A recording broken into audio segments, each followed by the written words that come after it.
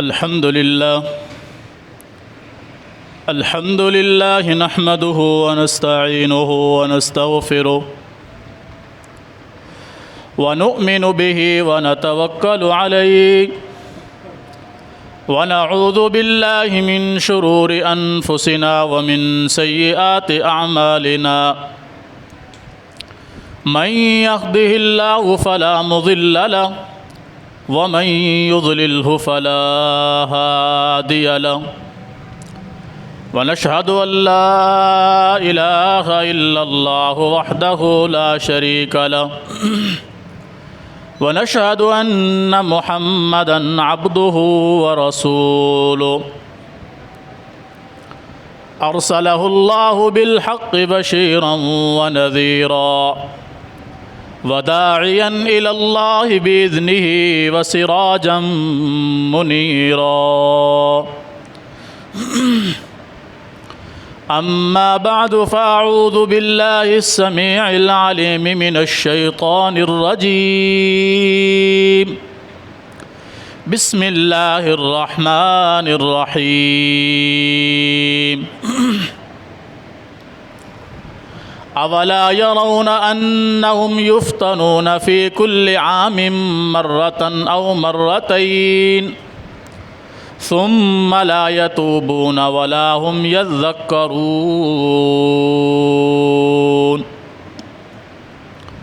اللهم صل على محمد وعلى آل محمد كما صليت على إبراهيم وعلى آل إبراهيم إنك حميد مجيد اللهم بارك على محمد وعلى آل محمد كما باركت على إبراهيم وعلى آل إبراهيم إنك حميد مجيد رب اشرح لي صدري ويسر لي أمري واحلل عقدة من لساني يفقه قولي رب زدني علما اللهم انفعنا بما علمتنا وعلمنا ما ينفعنا وزدنا علما سبحانك لا علم لنا إلا ما علمتنا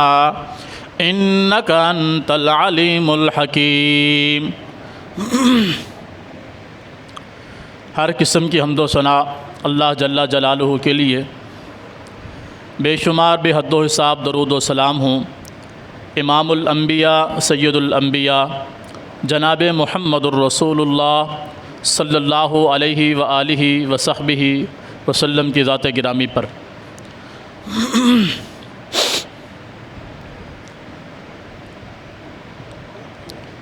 سورہ توبہ کی ایک آیت میں نے آپ کے سامنے تلاوت کی ہے۔ اللہ رب العالمین ارشاد فرماتا ہے انسانوں سے مخاطب ہو کر کہ یہ لوگ توجہ کیوں نہیں کرتے، دیکھتے کیوں نہیں، غور و فکر کیوں نہیں کرتے کہ ان کو سال میں ایک مرتبہ یا دو مرتبہ کسی نہ کسی مصیبت کے اندر ڈالا جاتا ہے، لیکن پھر بھی یہ لوگ نہ تو اپنے گناہوں سے توبہ کرتے ہیں اور نہ ہماری طرف سے ملنے والی اس سزا پر یہ لوگ کوئی سبق سیکھتے ہیں، نہ یہ نصیحت حاصل کرتے ہیں، نہ یہ اپنے گناہوں سے باز آتے ہیں۔ انہیں کیا ہو گیا ہے کہ یہ لوگ غور و فکر کیوں نہیں کرتے؟ اولا یرون، کیا یہ لوگ دیکھتے نہیں ہیں؟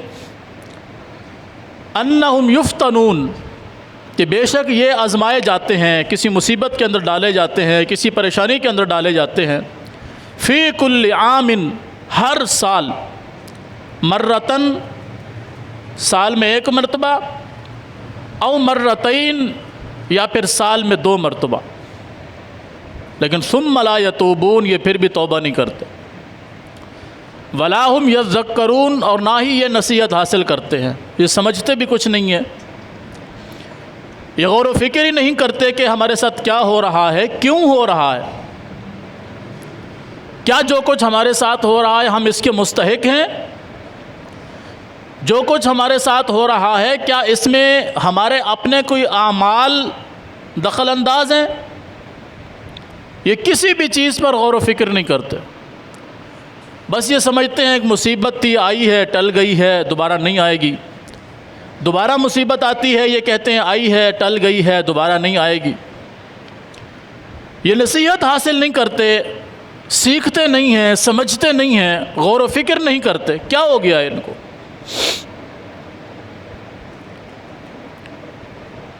دوسرے مقام پر اللہ رب العالمین نے فرمایا ظہر الفساد فی البر والبحر، خشکی میں یا تری میں، یعنی سمندر میں ہوں یہ یا پھر یہ خشکی کے اوپر ہوں،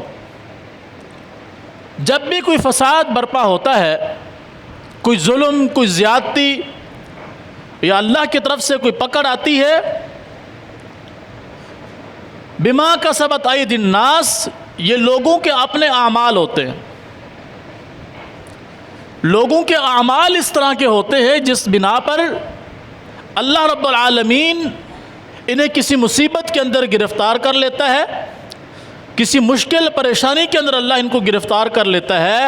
ایدی الناس، لوگوں کے اپنے کرتوتوں کی وجہ سے، یہ لوگوں کے اپنے اعمال ہی اس طرح کے ہوتے ہیں کہ اللہ ان پر ایسی ایسی آزمائشیں اور مصیبتیں ڈالتا ہے۔ اور کیوں کرتا ہے اللہ ایسا؟ لِيُذِيقَهُمْ بَعْضَ الَّذِي عَمِلُوا، تاکہ انہوں نے جو اعمال اب تک کیے ہیں ان میں سے بعض عملوں کی یہ سزا چکھ لیں۔ اصل تو جو معاملہ ہے وہ تو اللہ رب العالمین نے قیامت کے دن کرنا ہے، ایک ایک چیز کا اللہ نے حساب لینا ہے، ایک ایک عمل کا اللہ نے حساب لینا ہے۔ انسان نے وہ عمل دن کی روشنی میں کیا ہوگا تب بھی، رات کے اندھیرے میں کیا ہوگا تب بھی، لوگوں سے چھپ چھپا کر اس نے کوئی عمل کیا ہوگا تب بھی، اعلانیہ طور پر بدماشی کرتے ہوئے اس نے کوئی عمل کیا ہوگا تب بھی، ہر ایک چیز کا معاملہ قیامت کے دن کھل کر سامنے آئے گا۔ لیکن دنیا میں اللہ رب العالمین بعض عملوں کی سزا دیتا ہے، لِيُذِيقَهُمْ بَعْضَ الَّذِي عَمِلُوا، بعض لوگوں کے بعض عملوں کی بنا پر اللہ دنیا میں پکڑتا ہے تاکہ ان کو ان کے عملوں کی سزا چکھائے، سزا ملے، ان کو اس کا مزہ چکھیں، تاکہ یہ لوگ سمجھ سکیں، میری طرف رجوع کر سکیں، اپنے ان گناہوں سے باز آ سکے۔ لیکن ہم ہیں کہ ہم ٹس سے مس بھی نہیں ہوتے، ہمیں اس بات کی فکر ہی نہیں ہوتی۔ ہم کہتے ہیں کیا ہو گیا، اس نے کوئی ایسا عمل کیا ہوگا، اس پر اس کی سزا آئی ہے، ہم نے تو کوئی ایسا کام نہیں کیا۔ یعنی اگر کوئی دوسرا بندہ کسی مصیبت کے اندر گرفتار ہو تو ہماری زبان پر پہلا جملہ یہی ہوتا ہے کہ اس نے ضرور کچھ ایسا کیا ہوگا جس وجہ سے اس کے ساتھ ایسا ہوا ہے۔ لیکن اگر وہی مصیبت، وہی پریشانی ہمارے اوپر آ جائے تو ہم کہتے ہیں اللہ کی رضا ہے جی، اللہ کی رضا پہ راضی ہیں، کیا کر سکتے۔ یعنی دوسرا کوئی عمل کرے تو وہ اس کے عمل کی سزا ہے، لیکن ہم کوئی عمل کریں، ہمیں اس کی سزا ملے تو ہم اس کو کیا سمجھتے ہیں؟ بس جی اللہ کی رضا ہے۔ گویا کہ ہم اپنے جرم کو نہیں دیکھ رہے، اپنی اس مصیبت کو یہ سمجھتے ہیں کہ اللہ کی رضا ایسے تھی تو ہمارے ساتھ ایسے ہوا۔ ہم نے کبھی اپنے عمل پر یہ غور نہیں کیا کہ ہم نے کوئی گناہ ایسا کیا ہے، کوئی غلطی ہم سے ایسی ہو گئی ہے جس بنا پر اللہ نے ہم پر یہ گرفت کی ہے۔ ہم اپنے عمل کی سزا پر اللہ کی رضا شمار کرتے ہیں اور لوگوں کے عمل کی سزا پر انہیں تانا دیتے ہیں کہ تم نے ضرور کچھ ایسا کیا ہوگا، تمہارے ساتھ ایسا ہوا ہے، ورنہ تمہارے ساتھ ایسا کیوں ہوتا۔ کیسا عجیب دماغ ہے ہمارا، اور کیا ہماری عجیب و غریب سوچ ہے کہ ہمارا گناہ تو اللہ کی رضا سے ہوتا ہے، لیکن دوسرے کا گناہ اس کی اپنی وجہ سے ہوتا ہے۔ شیخ سعدی رحمۃ اللہ علیہ فارسی کے ایک بہت بڑے شاعر بھی گزرے ہیں اور مفسر بھی گزرے ہیں قرآن کے. ان کا ایک جملہ ہے جس کا اردو میں ترجمہ یہ ہے کہ انسان کو دوسرے کی گدی کے اندر پڑا ہوا چھوٹا سا تنکا بھی نظر آ جاتا ہے. پیچھے سر کے پیچھے گدی میں پڑا ہوا چھوٹا سا تنکا بھی اس کو نظر آ جاتا ہے کہ تمہاری گدی میں تنکا پڑا ہوا ہے. اور اس کی اپنی آنکھ کے اندر چھتیر یا گارڈر بھی رکھا ہوا ہو تو نظر نہیں آتا. حالانکہ یہاں گارڈر آ سکتا ہے. ایک مثال سمجھائی کہ دوسرے کی چھوٹی سی غلطی بھی انسان کو بڑی لگتی ہے, اس کا اپنا بڑا جرم بھی اس کو کچھ محسوس نہیں ہوتا, کچھ بھی اس کو محسوس نہیں ہوتا. انسان سمجھتا ہے جی کیا ہو گیا, مجھے اللہ نے طاقت دی ہے, مجھے اختیار دیا ہے, مجھے اقتدار دیا ہے, بھلا میرے علاقے میں ایسا کون ہے جو میرے مقابلے میں کھڑا ہو سکے. ہماری عقل ہی ختم نہیں ہوتی. نبی علیہ الصلوۃ والسلام نے مومن کی مثال دی, فرمایا کہ مومن کی مثال گناہ سے بچنے کے حوالے سے اس طرح ہوتی ہے کہ جیسے وہ کسی پہاڑ کی چوٹ ٹیک لگا کر بیٹھا ہوا ہو یا کسی دیوار کی ٹیک لگا میں بیٹھا ہوا ہو, کسی پہاڑ کے نیچے یا کسی دیوار کے نیچے, اور اس کو ہر وقت یہ خطرہ لگا رہے کہ ابھی یہ دیوار مجھ پر گری یا ابھی یہ پہاڑ مجھ پر گرے گا اور میں مر جاؤں گا. اس کو ہر وقت یہ فکر ہوتی ہے. کسی ایسی جگہ پر وہ بیٹھا ہوا ہو جو خستہ حالت ہو تو اسے ہر وقت یہ خطرہ لگا رہتا ہے کہ کہیں یہ دیوار, یہ پہاڑ, یہ وزن, یہ اونچی چیز مجھ پر گر نہ جائے, میں مر نہ جاؤں. فرمایا مومن کی مثال ایسے ہے کہ وہ گناہ کو اپنے لیے اسی طرح وزنی سمجھتا ہے, بھاری سمجھتا ہے. جیسے وہ پہاڑ کے نیچے بیٹھا ہے, اسے خطرہ ہے کہ پہاڑ اس پر گر جائے گا اور یہ کچلا جائے گا. مومن گناہ کو ایسے سمجھتا ہے, وہ چھوٹا گناہ ہو یا بڑا گناہ ہو, وہ اس کو ایسے ہی سمجھتا ہے کہ یہ اس گناہ کی وجہ سے کہیں میں مارا نہ جاؤں, کہیں مجھ پر ایسی گرفت نہ ہو جائے کہ میرا چھٹکارا ہی ممکن نہ ہو.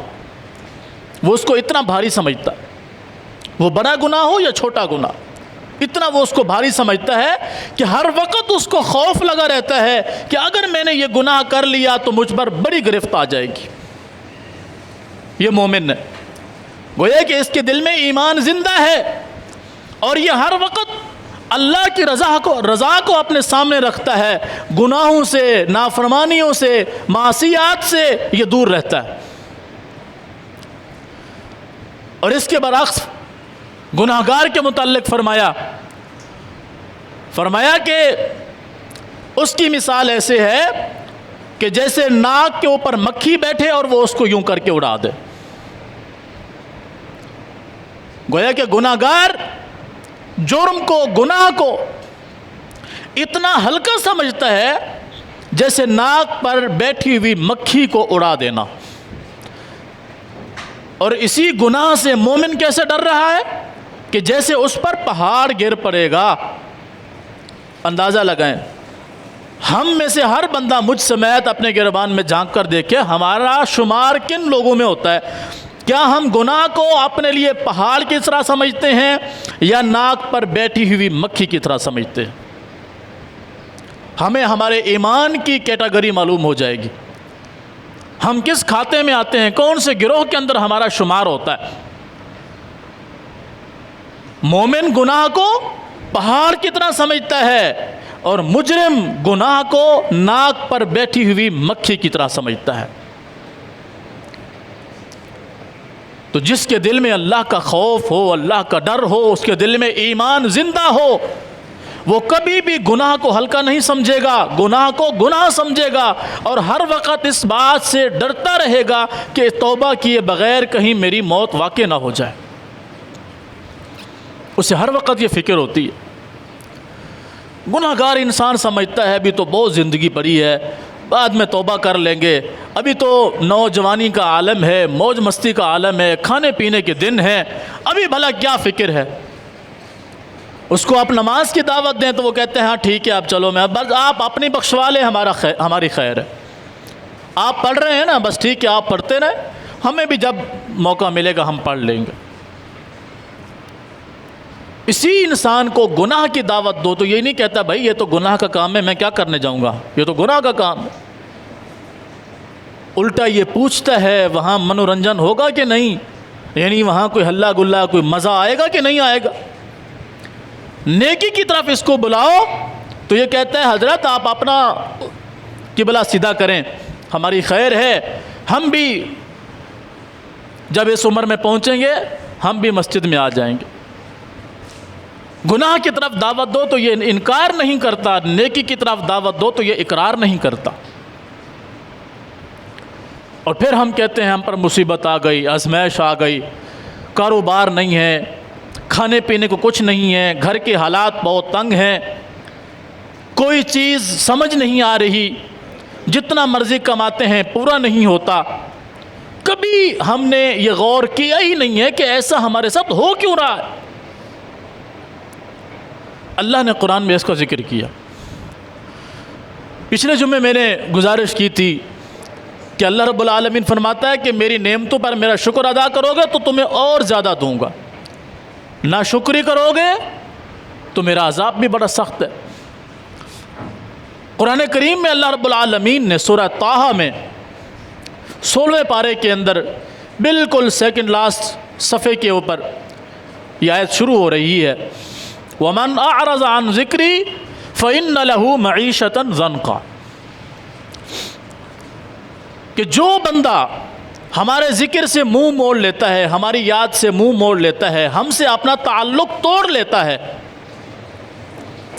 سب سے پہلی جو ہم اس کو سزا دنیا میں دیتے ہیں وہ یہ ہے کہ ہم اس کی معیشت کو تنگ کر دیتے ہیں، اس کے کاروبار کو تنگ کر دیتے ہیں، اس کی رزق، اس کی روزی کو ہم تنگ کر دیتے ہیں۔ اسے سمجھ نہیں آ رہا ہوتا، وہ جتنا مرضی کاروبار کے اندر بڑھتا چلا جاتا ہے وہ نقصان کے اندر بھی اتنا بڑھتا چلا جاتا ہے۔ باوجود اس کے کہ اس کا کاروبار بڑا وسیع ہوتا ہے، اس کے باوجود اسے سمجھ نہیں آ رہی ہوتی کہ میرے ساتھ ہو کیا رہا ہے۔ آج آپ دیکھ لیں، کل جو قومی اسمبلی میں وزیر خزانہ نے ایک بل پاس کیا ہے جو عنقریب پاس ہو جائے گا، اس میں آپ دیکھیں کہ کس قدر مہنگائی کو کس بلندی تک وہ لے کے جانا چاہتے، یہاں تک کہ وہ بچے کی وہ 1 روپے والی ٹافی بھی اب آپ کو 1.5 روپے کی ملے گی۔ یہ کس کے عملوں کی سزا ہے؟ یہ صرف حکومت کے گناہوں کی سزا ہے، ہم لوگ اس میں ملوث نہیں ہیں۔ یہ ہم میں سے ہر بندے کے عمل کی سزا ہے کہ اللہ رب العالمین انسان کے ساتھ کبھی بھی ظلم نہیں کرتا جب تک کہ وہ انسان خود اپنے ساتھ زیادتی کرنے والا نہ ہو۔ اللہ تو قرآن میں فرما رہا ہے ان اللہ لا یظلم الناس شیئا، اللہ لوگوں کے ساتھ ذرا برابر بھی ظلم نہیں کرتا۔ وَلَكِنَّ النَّاسَ أَنفُسَهُمْ يَظْلِمُونَ، ہاں لوگ اپنے ساتھ خود ظلم کرتے ہیں، لوگ اپنے ساتھ خود زیادتی کرتے ہیں، اللہ کسی کے ساتھ ظلم زیادتی نہیں کرتا۔ ہم ہر گناہ کے اندر کسی نہ کسی حد تک ملوث ہیں، بے ایمانی کے اندر، جھوٹ کے اندر، دھوکے کے اندر، ناپ تول میں کمی کے اندر، وعدہ خلافی کے اندر، گالم گلوچ کے اندر۔ دوسرے لفظوں میں یوں سمجھیں کہ ہر برائی کے اندر تقریباً ہم مسلمانوں کا پہلا نمبر ملے گا آپ کو، ہر برائی کے اندر چیمپئن ہیں ہم ان برائیوں کے۔ ایک بڑا مشہور جملہ سوشل میڈیا پہ گردش کر رہا ہے کہ دنیا بھر کے ذخیرہ اندوز لوگ قیامت کے دن جہنم میں جائیں گے، لیکن پاکستان بھر کے ذخیرہ اندوز لوگ اگلے مہینے عمرے پہ جائیں گے۔ یعنی ہم ہر گناہ کر کے بھی مسجد میں آ جاتے ہیں اس گناہ کو دوبارہ دہرانے کے لیے، جو گناہ کر رہے تھے اسے چھوڑ کر آئے ہیں نماز پڑھنے کے لیے، اللہ کو یاد کرنے کے لیے، واپس جا کر ہم پھر اسی گناہ میں چلے جاتے ہیں، گویا کہ ہماری نماز نے ہمیں گناہ سے روکا ہی نہیں ہے، ہماری عبادت نے ہمیں گناہ سے روکا ہی نہیں ہے۔ جتنا بڑا تاجر ہوگا وہ اتنے زیادہ اس نے حج کیے ہوئے ہوں گے، اتنے بڑے عمرے کیے ہوئے ہوں گے، اور اتنا ہی بڑا بے ایمان ہوگا، الا من رحم ربک، جس پر اللہ کی رحمت ہو، ورنہ اس حمام میں ہم سب کے سب ننگے ہیں۔ ہم میں سے جس کا بس چلتا ہے نا، جتنا بس چلتا ہے ہم ہاتھ صاف کر لیتے ہیں، اور ہم سمجھتے ہیں کہ یہ تو حکومت ہے، دن بدن وہ مہنگائی کرتی جا رہی ہے، غریب کہاں سے کھائے گا، کہاں سے کمائے گا، وہ کیسے گزارا کرے گا۔ ہم نے کبھی سوچا ہے کہ ہم نے کتنا ہاتھ رکھا ہوا ہے، ہم اس گناہ میں کتنے ملوث ہیں؟ اگر ایک چیز ہمیں 10 کی ملی ہے تو ہم نے کتنے کی بیچی ہے؟ شریعت نے ہم پر حد بندی مقرر نہیں کی تھی، لیکن ہم نے بھی کبھی سوچا ہے کہ ہم کتنی زیادتی کر رہے ہیں؟ ہم میں سے ہر بندہ اس گناہ کے اندر ملوث ہے۔ پھر اللہ رب العالمین سزا کے طور پر حکمران بھی ایسے عطا فرماتا ہے اس قوم کو جس قوم کی حالت اللہ کے ساتھ باغیانہ حالت ہو، بغاوت والی حالت، سرکشی والی حالت، اللہ کے ساتھ دشمنی والی حالت۔ کیا فرمایا اللہ نے؟ من اعرض عن ذکری فإن له معیشة ضنقا، جو ہم سے منہ موڑ لیتا ہے، ہم سے منہ پھیر لیتا ہے، ہم سب سے پہلے اس کے کاروبار کو تباہ کر دیتے ہیں۔ یہ تو دنیا کے اندر سزا ہے۔ سب کچھ ہوتے ہوئے بھی انسان کے پاس کچھ نہیں ہوتا، وہ تنگی کے عالم میں ہوتا ہے، قرض کے اندر مبتلا ہوتا ہے، پریشانی کے اندر مبتلا ہوتا ہے، رات کو سکون کی نیند نہیں سو پاتا۔ یہ اللہ اس سے چھین لیتا ہے ساری چیزیں، یہ ساری نعمتیں اس سے چھین لیتا ہے کہ اس کے پاس سب کچھ ہوتے ہوئے بھی وہ ان میں سے کسی چیز سے فائدہ نہیں اٹھا سکتا۔ یہ اللہ کی طرف سے سزا نہیں ہے؟ آج آپ دیکھیں کتنے لوگ ایسے ہیں کہ جن کے پاس دولت اتنی ہے کہ ان کے پاس شمار کرنے کی فرصت ہی نہیں ہے، مگر وہ اپنی دولت میں سے کچھ کھا نہیں سکتے۔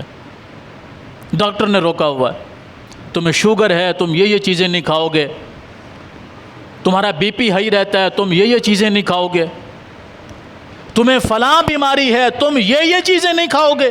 کبھی سوچا ہے کہ ایسا ہمارے ساتھ کیوں ہو رہا ہے؟ اللہ نے تو ایک انسان کے لیے بلکہ ساری انسانیت کے لیے، وہ کافر بھی ہوں نا، اللہ نے ان سے بھی فرمایا یا ایھا الناس کلوا من الطیبات، اے لوگو حلال چیزیں کھاؤ، پاکیزہ چیزیں کھاؤ۔ اللہ نے تو کافروں سے بھی کہا ہے، اور ہم مسلمان ہیں، ہماری حالت یہ ہے کہ ہم حلال چیزیں بھی نہیں کھا سکتے۔ کیوں نہیں کھا سکتے؟ یہ اللہ کی طرف سے سزا نہیں ہے؟ اللہ نے تو کہا کھاؤ، لیکن ہم کھاتے ہیں تو مرتے ہیں، نہیں کھاتے تو اب بھی مرتے ہیں۔ چھچھوندر کے بچے کی طرح ہماری حالت بن چکی ہے، نہ ہم نگلتے بچ سکتے ہیں، نہ ہم اگلتے بچ سکتے ہیں۔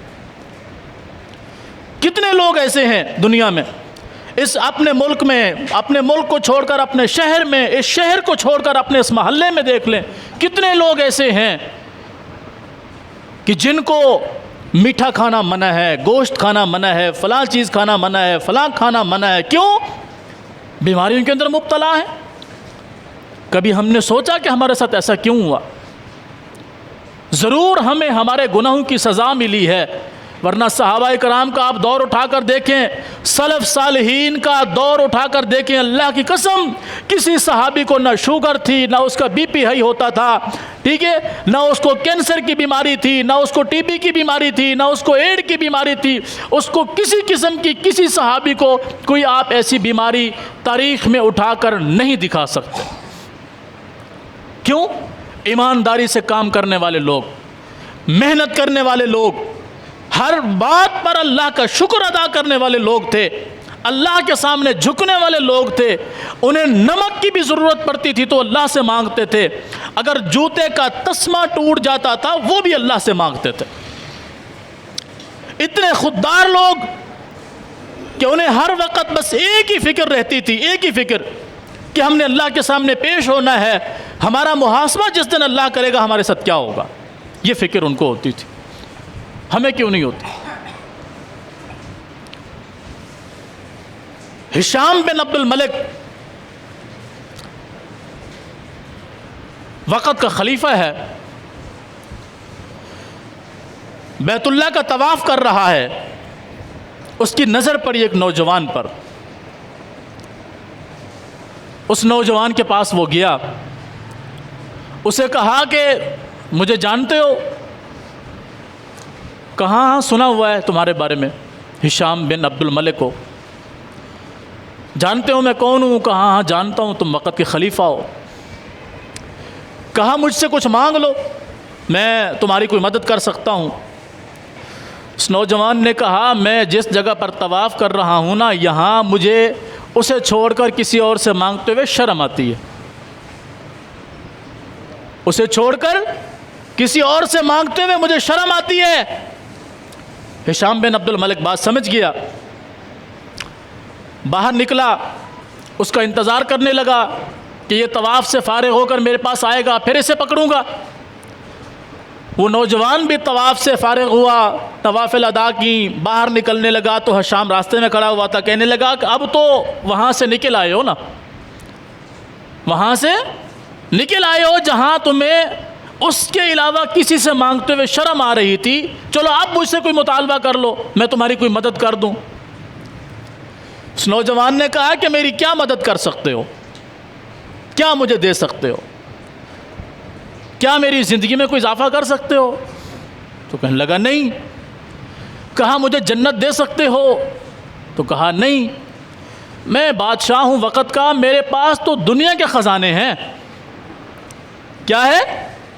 دنیا کی دھن دولت میرے پاس ہے، اس میں سے جو چاہو مجھ سے مانگ لو، میں دے دوں گا. اس نوجوان نے پوچھا یہ دنیا ہے کس کی؟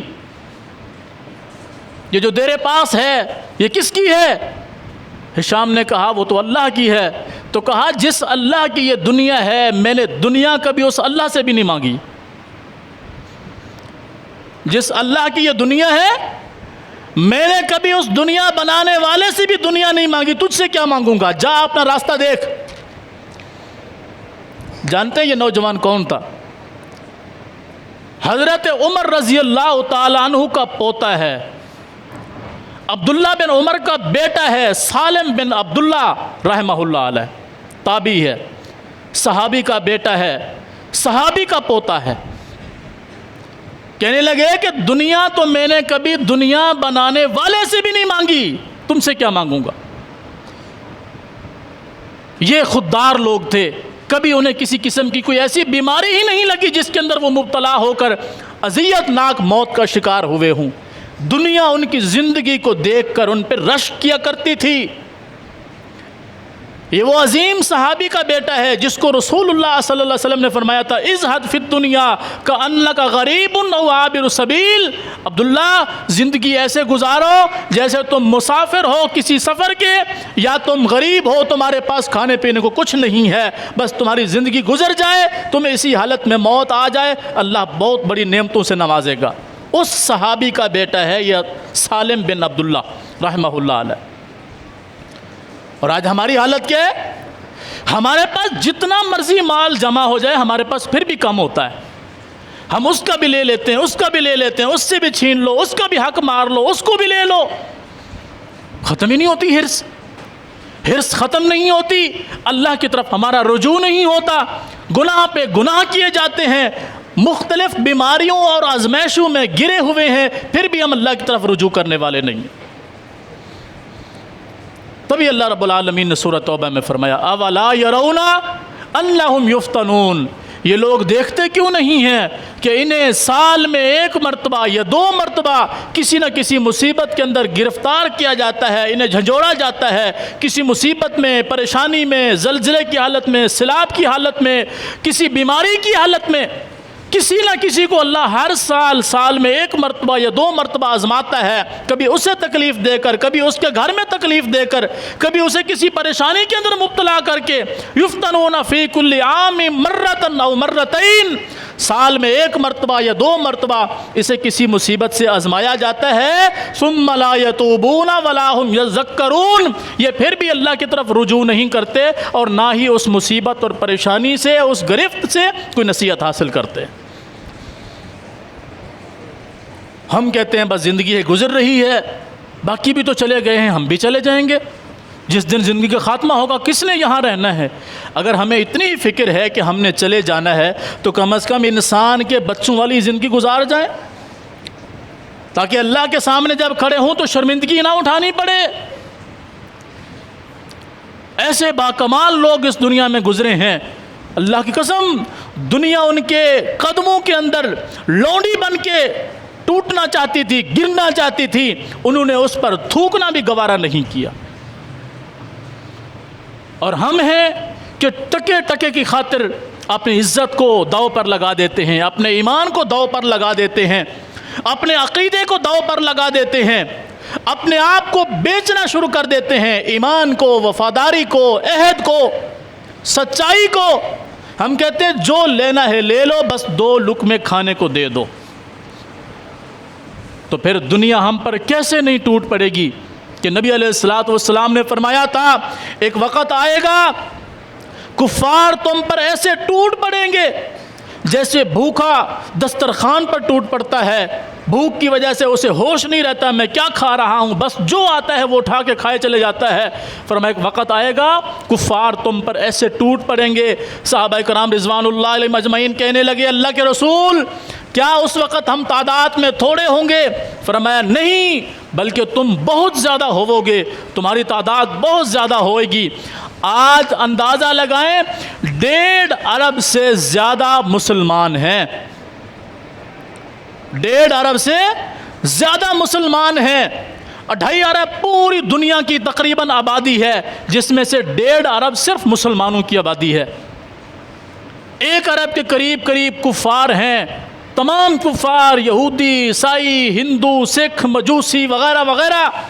1.5 ارب آبادی صرف مسلمانوں کی ہے، چند کروڑ ہیں یہودی، پوری دنیا کی معیشت پر ان کا کنٹرول ہے، پوری دنیا کے میڈیا پر ان کا کنٹرول ہے، پوری دنیا کی حکومتوں پر ان کا کنٹرول ہے۔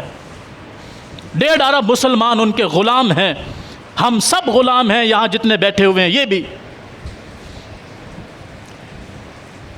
فرمایا کہ تم تعداد میں بہت زیادہ ہوو گے، پھر بھی کفر تم پر ایسے ٹوٹ پڑے گا جیسے بھوکا دسترخوان پر۔ صحابہ کرام نے پوچھا اللہ کے رسول صلی اللہ علیہ وسلم پھر کیا وجہ ہوگی، پھر کیا مسئلہ ہوگا کہ دنیا ہم پر ٹوٹ پڑے گی؟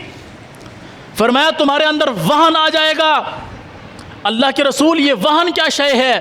فرمایا حب الدنیا و کراہیت الموت، تم مال و دولت کو پسند کرو گے، مرنے کو ناپسند کرو گے، تم موت سے بھاگو گے۔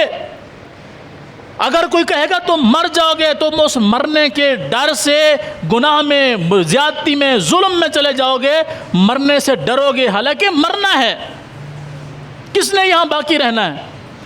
آئے دن ہم کوئی نہ کوئی جنازہ اٹھاتے ہیں، اس جنازے کے ساتھ چلتے ہیں، کیا ہمیں یہ سمجھ نہیں آ رہا ہوتا کہ یہ چلا گیا ہے تو ہم نے بھی جانا ہے؟ فرمایا حب الدنیا، تم مال کی محبت میں اندھے ہو جاؤ گے، آگے نکل جاؤ گے، تمہیں بس مال چاہیے ہوگا، وہ جہاں سے آئے، حلال کا ہو، حرام کا ہو، تمہارا ہو، کسی اور کا ہو، بس آنا چاہیے، تم اس کی فکر میں لگے رہو گے۔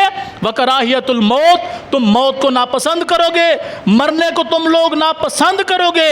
جب تمہاری یہ حالت ہو جائے گی کفر تم پر ٹوٹ پڑے گا، ہر طرف سے تم پر حملہ ہوگا، تمہارے اندر سے بھی تمہارے اوپر حملہ ہوگا، تمہارے باہر سے بھی تم پر حملہ ہوگا۔